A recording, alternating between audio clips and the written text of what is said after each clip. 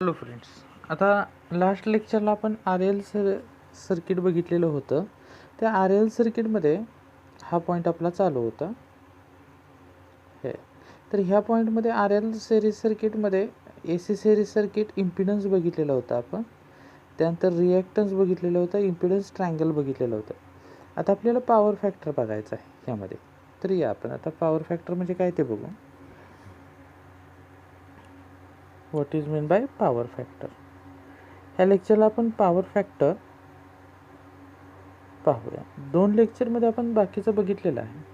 आता power factor म्हणजे काय, तर ह्याची सिम्पल डेफिनेशन आहे, तुम्ही नोट्समध्ये लिहून घ्या. हे पॉवर फॅक्टर म्हणजे काय, डेफिनेशन माझ्या पाठोपाठ लिहून घ्या तुम्ही. It is the angle between voltage and current. He simple definition आहे, सगळ्यात सिम्पल डेफिनेशन आहे. Okay, it is the angle between voltage and current. म्हणजे फेजर लाईनमध्ये समजा ही व्होल्टेज असेल आणि हा जर करंट असेल आहे, ह्यांच्यामधला जो कॉस अँगल घेतो, definition angle cos angle. Actually definition कशी आहे माझ्या पाठोपाठल्या, एक मिनिट मी हे करतो. It is the cos angle between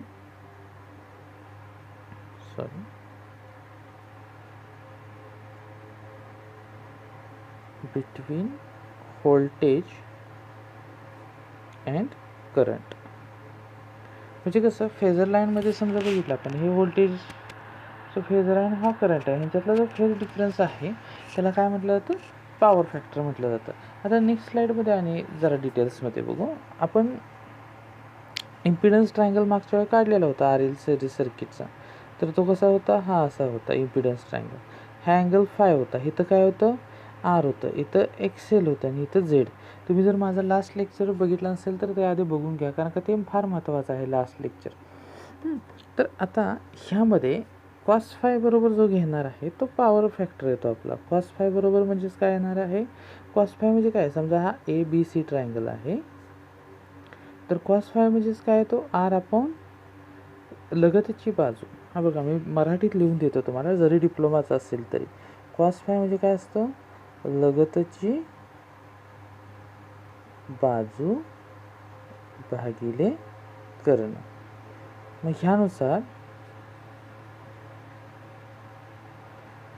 ह्यानुसार आपल्याला काही लगतची बाजू भागिले कर्ण जर घेतला तर ह्या ट्रायंगल ABC मध्ये लगतची बाजू काय येणार, आर, आणि कर्ण काय येणार, झेड. ह्याच्यावरून पॉवर फॅक्टरचे आणि एक डेफिनेशन येते. काय येते डेफिनेशन, इट इज द, तुम्ही माझ्याबरोबर लिहून घ्या, it is the ratio of resistance to impedance. Resistance to the impedance ही एक डेफिनेशन आली पॉवर फॅक्टरची. सगळ्या डेफिनेशन माझ्याबरोबर लिहित चला तुम्ही. आता आपल्याला तिसरी डेफिनेशन बघायची. ह्या सगळ्या व्होल्टेज ट्रायंगलवरून झालं, हे इम्पिडन्स ट्रायंगलवरून झालं. आता आपलं व्होल्टेज ट्रायंगलवरून काय येते डेफिनेशन ते बघायचे आहे. लास्ट लेक्चर तुम्ही जर बघितलं नसेल तर आधी ते पहा, मी आणि एकदा सांगतो, कारण का लास्ट लेक्चरला जी मुलं नव्हती त्या मुलांनी डायरेक्ट जर हे व्हिडिओ बघायला चालू केलं तर सगळं डोक्यावरून जाईल. मी आधीच सांगतो, त्यासाठी तुम्ही लास्ट लेक्चरचा आधी व्हिडिओ पूर्ण बघून घ्या. आता व्होल्टेज ट्रायंगलमध्ये काय येणार आहे, ह्या इथं VR असेल, इथं VL असेल आणि इथं V टोटल असेल, आणि हा अँगल काय येणार, फाय येणार. ह्याच्यावरून कॉस फाय काय येईल, तर VR अपॉन VL,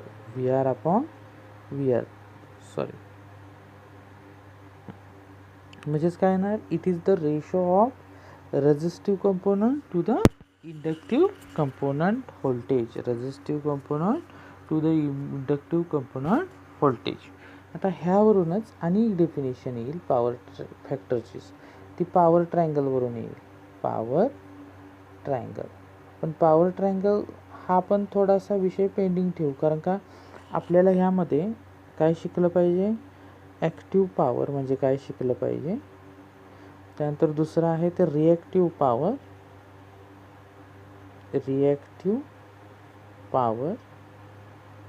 आणि तिसरं आहे ते ॲपरंट पॉवर. हे आपल्याला शिकल्यानंतर ह्या गोष्टी शिकल्यानंतरच आपण पॉवर फॅक्टरची तिसरी डेफिनेशन पाहूया. म्हणजे पॉवर फॅक्टरच्या आपण 2 डेफिनेशन पाहिल्या. पहिली कुठली आहे, तर इम्पिडन्स ट्रायंगलवरून काय येणार आहे, इम्पिडन्स ट्रायंगलवरून R/Z म्हणजेच काय ते लगतची बाजू भागिले कर्ण. हे पण काय तर it is the ratio of resistance to the impedance. त्यानंतर काय बघितलेलं होतं आपण,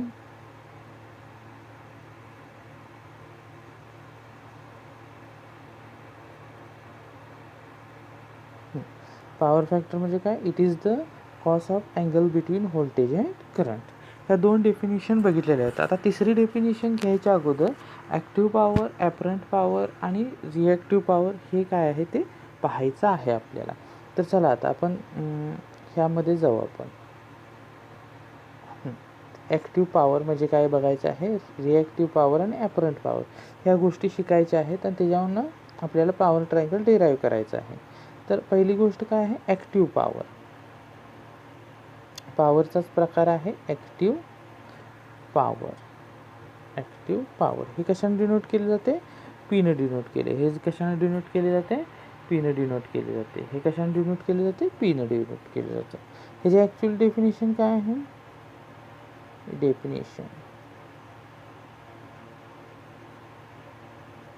द पॉवर विच, माझ्याबरोबरच लिहून नोट्स प्रिपेअर करा तुम्ही, प्रिपेअर करा. मी अनेकदा सांगतो, ज्या मुलांनी लास्ट लेक्चर पाहिलं नसेल त्यांनी ते लास्ट लेक्चर आधी पाहून घ्यावे. The power which is actually consumed in circuit, this is called active power. This is called as the active power. म्हणजे जी पॉवर एखाद्या सर्किटमध्ये ॲक्च्युअली कन्झ्युम होते. म्हणजे काय आहे, सपोज धरून चला की हे सर्किट आहे, इथे आपण AC सप्लाय दिलेला आहे. ओके, इथून करंट I होतो फ्लो, इथं रेझिस्टन्स हे R आहे. हे जे पॉवर लॉस काय येणार आहे, I² R लॉस. ही जी I² R लॉस ही कशात घेतो आपण, वॅट. तर ही जी पॉवर आहे जी ॲक्च्युअली सर्किटमध्ये कन्झ्युम होते त्याला काय म्हटलं जातं, ॲक्टिव्ह पॉवर म्हटलं जातं. ॲक्टिव्ह पॉवर म्हटलं जातं. आता ह्या ॲक्टिव्ह पॉवरमध्ये पिन आपण डिनोट केली जाते, आणि हेच पॉवर जी आहे ती सर्किटमध्ये ॲक्च्युअली कन्झ्युम होते.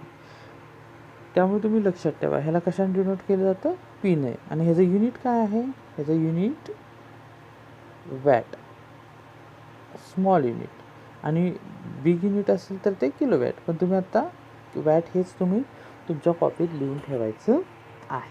हे झालं. आता दुसरं आहे रिॲक्टिव्ह पॉवर. रिॲक्टिव्ह पॉवर बघायच्या आधी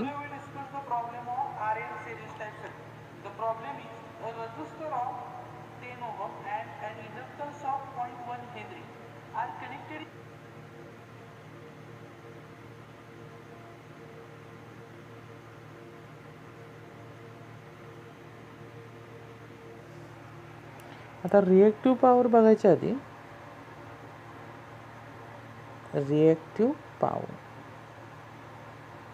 मी तुम्हाला एक साधं उदाहरण देतो. हा ग्लास आहे, ऊसाच्या रसाचा ग्लास आहे. हा ऊसाच्या रसाचा glass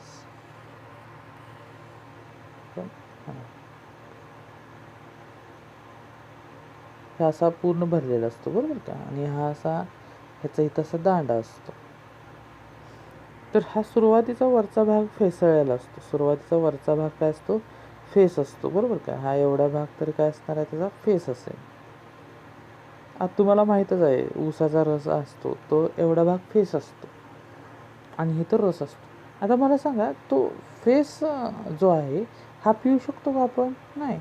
it is not in use असतो ना, नॉट इन यूज असतो. आणि हे काय असू शकतो? ड्रिंकेबल असतो, ड्रिंक करू शकतो आपण. शुगर केनचं उदाहरण घेतोय आपण. म्हणजेच रिॲक्टिव्ह पॉवरसुद्धा तशीच आहे. ही जी एवढा पार्ट आहे ही कुठली आहे? तुमची ॲक्टिव्ह पॉवर, हे पीमध्ये लिहितो. आणि जो हा एवढा पार्ट आहे ती काय आहे? क्यू म्हणतो, त्यालाच काय म्हणतो आपण? Reactive power. Reactive power actually सर्किटमध्ये कन्झ्युम होत नाही. मग तुम्ही म्हणाल रिॲक्टिव्ह पॉवर जर कन्झ्युम होत नसेल तर त्याचा यूज काय आहे? तर it is a back and throw motion. लक्षात ठेवा, कुठल्याही बुकमध्ये दिलेलं नाही आहे, त्यामुळे लक्ष द्यायचं. हे तुमचा इंडक्टर आहे आणि हा कपॅसिटर आहे. ही ए सी सर्किट आहे आपलं, ए सी सर्किट आहे. आता ह्यामध्ये बघा, ह्या ए सी सर्किटमध्ये सप्लाय दिल्यानंतर सुरुवातीला काय होतं? इंडक्टर चार्जिंग व्हायला चालू होतो. इंडक्टर काय होतं? चार्जिंग. इंडक्टर फुल चार्ज झाल्यानंतर त्यावेळी कपॅसिटर पूर्ण डिस्चार्ज असणार. म्हणजे इंडक्टर इनिशियल स्टेजला जेव्हा चार्ज होणार, फुल्ली चार्ज होणार, तेव्हा त्यानं जी चार्ज केलेली जी एनर्जी आहे ती कशाला देणार आहे? कपॅसिटरला देणार. आता मग इंडक्टर हळूहळू एनर्जी कशाला देणार आहे? कपॅसिटरला देणार आहे. कपॅसिटरला दिल्यानंतर कपॅसिटर पूर्ण चार्ज व्हायला चालू होईल. कपॅसिटर काय होईल? पूर्ण चार्ज व्हायला चालू होईल. कपॅसिटर जर पूर्ण चार्ज झाला तर त्यावेळी इंडक्टर काय झालेलं असणार आहे? डिस्चार्ज झालेला असणार. मग इंडक्टर डिस्चार्ज झाला आहे आणि कपॅसिटर काय झालं आहे? चार्ज झाला आहे. मग कपॅसिटर परत हे जी एनर्जी इकडे द्यायला चालू होईल. म्हणजे हे बॅक अँड थ्रो आहे की नाही. पहिल्यांदा एनर्जी कोण देत आहे? तर पहिल्यांदा एनर्जी इंडक्टर कपॅसिटरला देतो आहे. आता कपॅसिटर काय करतो आहे? इंडक्टरला देतो आहे. ह्या प्रोसेसला काय म्हणतात? ह्या प्रोसेसला आपण बॅक अँड थ्रो मोशन म्हणतात. Back and throw. Back and throw motion म्हणजे काय? तर रिॲक्टिव्ह पॉवर म्हणजे काय?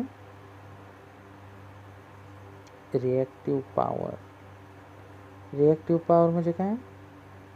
The power which does not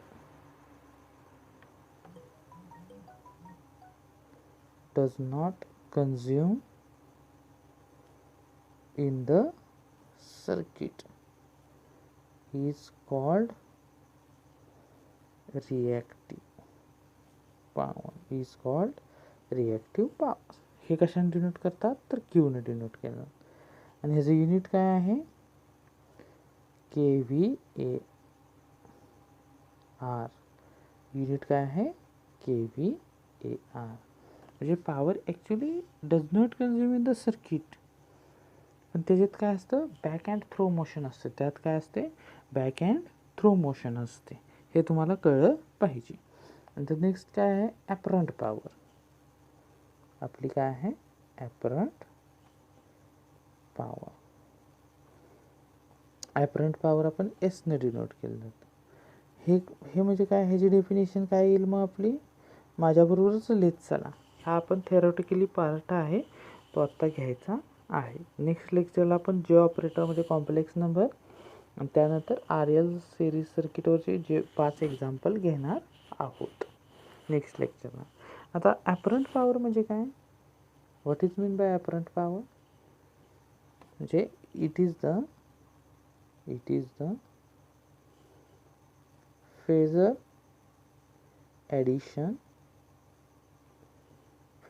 addition of active power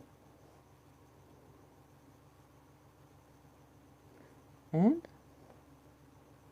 reactive power, and reactive power is called apparent power.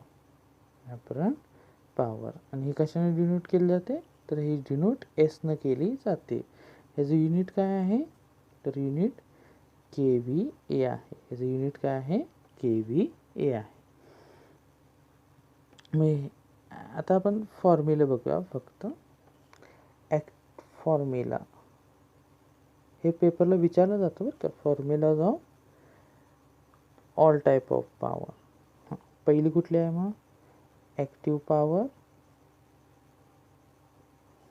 त्याचा formula हे कशाने denote केलं जाते? पीने डिनोट केलं जातं. डिनोशन पण लिहूया आपण. ह्याचा फॉर्म्युला काय? आय स्क्वेअर आर किंवा व्ही स्क्वेअर अपॉन आर सुद्धा घेतलं जातं. आणि ह्याचं युनिट काय आहे? वॅट.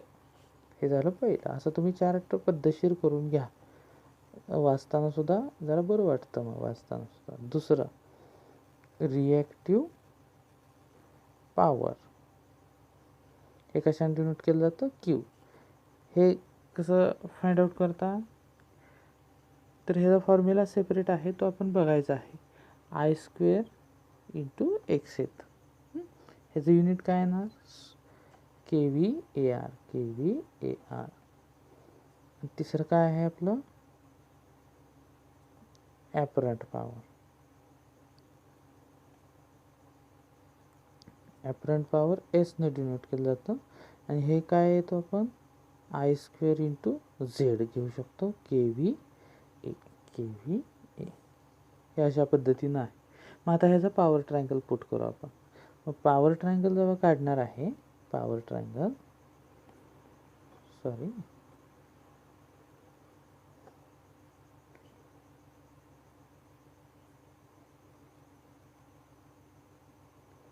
पॉवर ट्रायंगल काढणार आहे तर आपल्याला माहिती आहे, आपण इथं आर घेतलं होतं, इथं एक्सेल घेतलं होतं आणि इथं झेड घेतलं.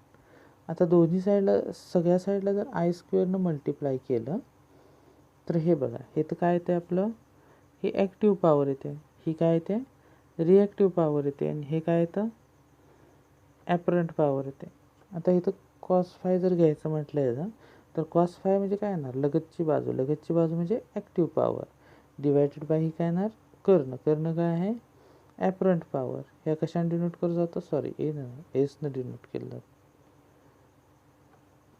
P upon S.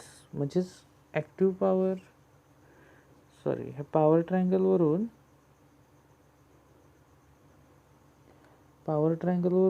पॉवर फॅक्टरची डेफिनेशन काय होईल? कॉस फाय बरोबर it is the ratio of active power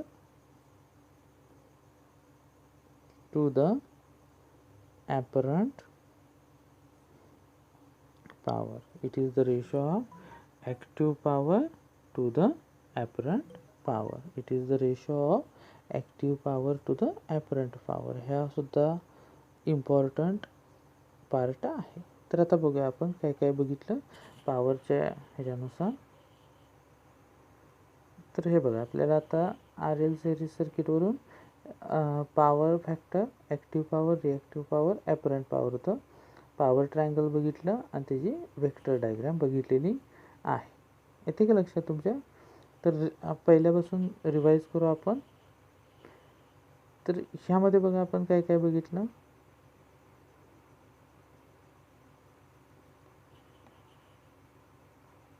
तर पॉवर फॅक्टरचं डेफिनेशन बघितलं. ह्यामध्ये बघा, पॉवर फॅक्टर म्हणजे काय? आता रिवाईज करू, सगळ्या गोष्टी आता रिवाईज व्यवस्थित करू. ही 4 नंबरची स्लाईड आहे. ठीक आहे. 4 नंबरच्या स्लाईडमध्ये काय बघितलं आपण? Power.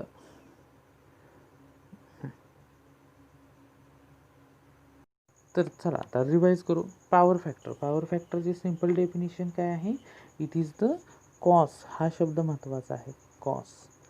Cos of the angle between voltage and current. It is the ratio of the cos of the angle between, sorry, it is the cos of the angle between voltage and current. म्हणजे ह्या voltage and करंटमधला जो angle असतो त्याला काय म्हटलं जातं? त्याचा cos angle घेतल्यानंतर पॉवर फॅक्टर आपल्याला मिळतो. हे झालं पहिलं. दुसऱ्या स्लाईडमध्ये काय बघितलं आपण? व्होल्टेज ट्रायंगल बघितलं. व्होल्टेज ट्रायंगल कसा काढला होता? तर हा व्ही आर, हा व्ही एल आणि हा टोटल व्ही आहे. म्हणजे समजा ए बी सी. मग ह्याचा कॉस घ्यायचा. कॉस अँगल घेतल्यानंतर काय येतो? Voltage V R upon V L येतो. कॉसची जर व्हॅल्यू काही मुलांना आयत्या झालेला माहीत नसेल तर लिहून घ्या. कॉस म्हणजे काय असतं? तर कोणाच्या लगतची बाजू भागिले कर्ण असतं. तुम्हाला जर माहीत नसेल तर या गोष्टी तुम्ही लिहून घ्या तुमच्या कॉपीमध्ये. ओके, आणि सिन्सिअरली स्टडी करा. तर नेक्स्ट आपण काय बघितलं होतं, हे झालं मागच्या वेळी. आता इम्पिडन्स ट्रायंगलवरून काय बघितलं होतं आपण ना, इम्पिडन्स ट्रायंगलवरून कॉस फाय. इम्पिडन्स ट्रायंगलवरून कॉसची व्हॅल्यू काय येणार, तर कोणाच्या लगतची बाजू काय आहे, आर येणार, आणि भागिले कर्ण म्हणजे काय आहे, इम्पिडन्स आहे, म्हणजे आर अपॉन झेड. इथं आर म्हणजे काय, बऱ्याच मुलांना प्रश्न पडला असेल, तर आर म्हणजे काय असणार आहे, इथं देतो वेअर आर म्हणजे रेजिस्टन्स,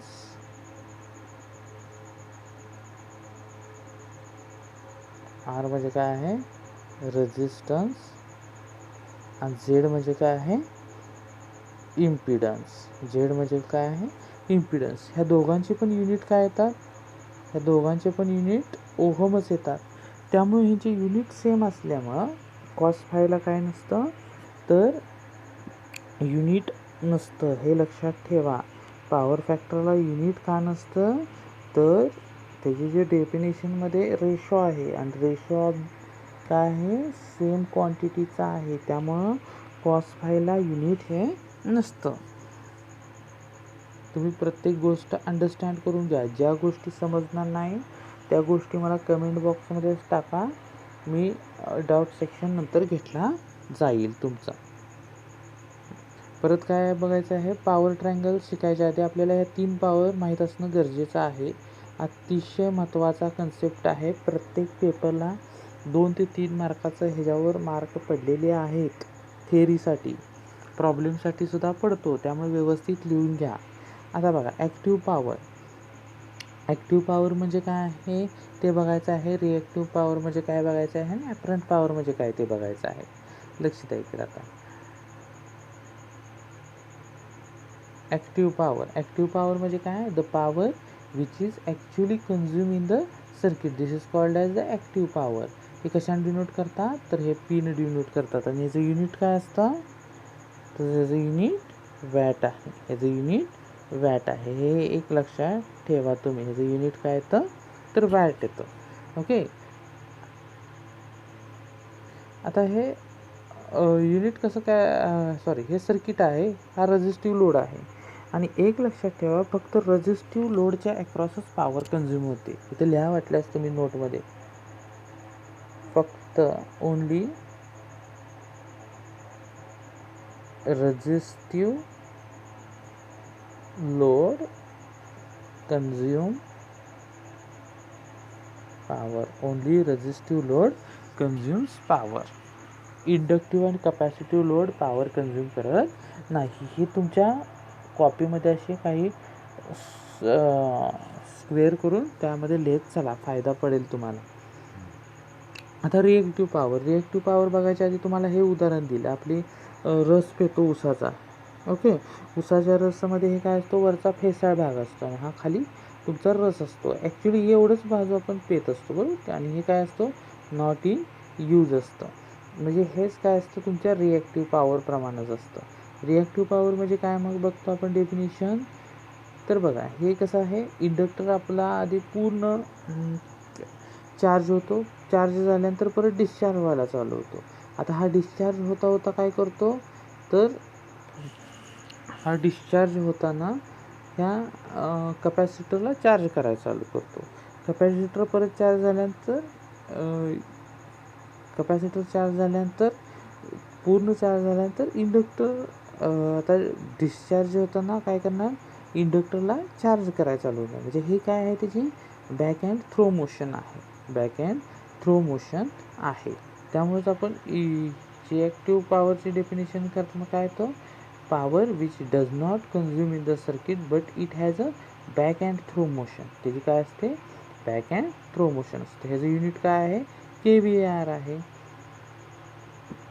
ॲपरंट पॉवर म्हणजे काय आहे, तर it is the phasor addition of active power and reactive power called as the apparent power. हे कशाने डिनोट करता, एसनं डिनोट केलेलं आहे आणि याचं युनिट काय आहे KVA आहे. तर इथं हा टेबल दिलेला आहे. हा टेबल तुम्ही स्क्रीनशॉट घ्या मारून आणि व्यवस्थित लिहून घ्या तुमच्या नोटबुकमध्ये, कारण काय ह्याच्यावर प्रश्न असतो की ॲक्टिव्ह पॉवरचं युनिट काय आहे, रिॲक्टिव्ह पॉवरचं युनिट काय आहे, ॲपरंट पॉवरचं युनिट काय आहे, ह्याच्यावर बऱ्याच गोष्टी डिपेंड असतात. आणि ही बघा आपली पॉवर ट्रायंगलवरून शेवटची डेफिनेशन आलेली आहे. काय आहे डेफिनेशन? फार महत्त्वाची डेफिनेशन आहे, प्रॉब्लेम सोडवताना लागतं. तर काय आहे, it is the ratio of active power to the apparent power. अशा पद्धतीनं आपण आजच्या लेक्चरला पॉवर आणि पॉवर फॅक्टर शिकलेलो आहे. तर आता तुम्ही कमेंट बॉक्समध्ये तुमचे अटेंडन्स लिहिताना नाव लिहायचं आहे. तसेच दुसरं मी एक्सरसाइज देतो. एक्सरसाइज म्हणजे कमेंट बॉक्समध्येच उत्तर लिहायचं आहे. तुम्ही पॉवरचं